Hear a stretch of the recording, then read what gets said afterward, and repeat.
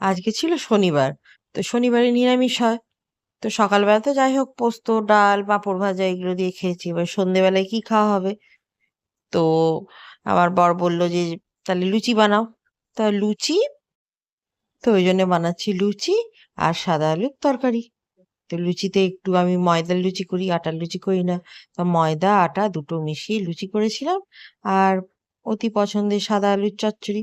অবশ্য মেয়ে লুচি খায় না খুব একটা, ১-২ খাবে। আর ২ রুটি খাওয়াবো। তো এই আরকি শনিবার দিনের রান্না। তো ফুলকো, ফুলকো লুচি কেমন লাগছে? তাও আবার এই গরমে। তা অনেকদিন পরেই লুচি করলাম, তা খারাপ লাগলো না। তো মাঝে, মাঝে এরকম লুচি, আলুর তরকারি ভালোই লাগে খেতে। তো এই যা করেছি তাতে হয়ে যাবে। এবার রাতের খেতে দিয়ে দিচ্ছি। তো এর বাবা বেশি তরকারি নেয় না, অল্পই লাগে। তারপরে আমরা নিয়ে নেব। আর আমি তো আবার তার সাথে আবার একটু খেজুরের গুড় নিয়েছিলাম। আমার ঘরে রাখাই থাকে।